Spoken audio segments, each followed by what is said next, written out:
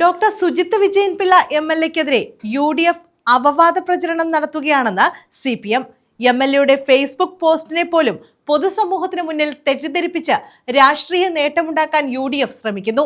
MLA office ആക്രമിക്കുന്ന തരത്തിലുള്ള നീക്കങ്ങൾ ആവർത്തിച്ചാൽ ശക്തമായി നേരിടുമെന്നും CPM area secretary R. Raveendran പറഞ്ഞു. കഴിഞ്ഞ ദിവസം MLA ഓഫീസിലേക്ക് UDYF-ന്റെ നേതൃത്വത്തിൽ നടത്തിയ മാർച്ചിനെതിരെയാണ് CPM ശക്തമായി രംഗത്തെത്തിയത്.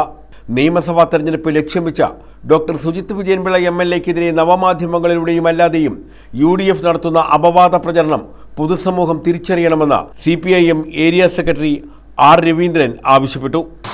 ചവറയുടെ ജനകീയ MLA ഡോക്ടർ സുജിത്ത് വിജയൻ പിള്ളയുടെ MLA ഓഫീസിന് നേരെ UDYF എന്ന് പറയുന്ന ഒരു വിഭാഗം നടത്തിയിട്ടുള്ള കടന്നുകയറ്റവും അക്രമവും വെച്ചുപൊറിപ്പിക്കാൻ കഴിയാത്തതാണ്.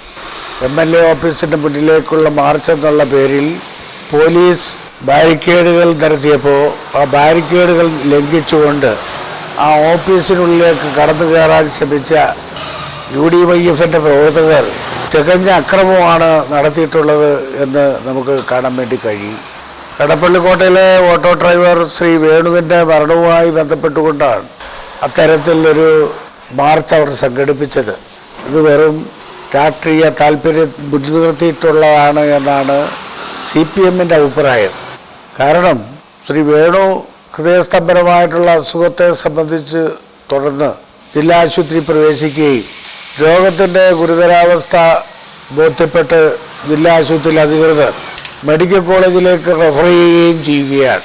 മെഡിക്കൽ കോളേജിൽ അഡ്മിറ്റ് ചെയ്ത് ഉള്ള പ്രവർത്തനങ്ങൾ നടന്നുകൊണ്ടിരിക്കുമ്പോഴാണ് ശ്രീ വേണുവിൻ്റെ ഓഡിയോ സന്ദേശം മതിയായ ചികിത്സ കിട്ടുന്നില്ല എന്ന് പറഞ്ഞുകൊണ്ട് MLA-ക്ക് അടക്കം ലഭിക്കുന്നതിന് കാരണമായത്.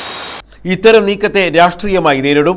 പന്മന മനയിൽ സ്വദേശിയായ ഓട്ടോറിക്ഷ ഡ്രൈവർ വേണുവിൻ്റെ മരണത്തിൽ ദുഃഖമറിയിച്ച് MLA ഫേസ്ബുക്കിലിട്ട കുറിപ്പിനെ പൊതുസമൂഹത്തിന് മുന്നിൽ തെറ്റിദ്ധരിപ്പിക്കുകയും തെരഞ്ഞെടുപ്പ് രാഷ്ട്രീയ നേട്ടം ഉണ്ടാക്കിയെടുക്കാനുള്ള ശ്രമമാണ് UDF നടത്തുന്നത്. ഇതിനായാണ് UDF-ന്റെ യുവജന സംഘടനകൾ MLA ഓഫീസിലേക്ക് പോലീസ് ബാരിക്കേഡ് തള്ളിമാറ്റി അതിക്രമിച്ചു കയറി അക്രമം നടത്തിയത്. പോലീസ് കൃത്യമായി ഇടപെട്ടതിനാലാണ് അതിക്രമം ഉണ്ടാകാതിരുന്നത്. ഇത്തരം നീക്കങ്ങൾ ആവർത്തിച്ചാൽ അതിനെ ശക്തമായി തന്നെ CPIM നേരിടുമെന്നും ഏരിയ സെക്രട്ടറി പറഞ്ഞു.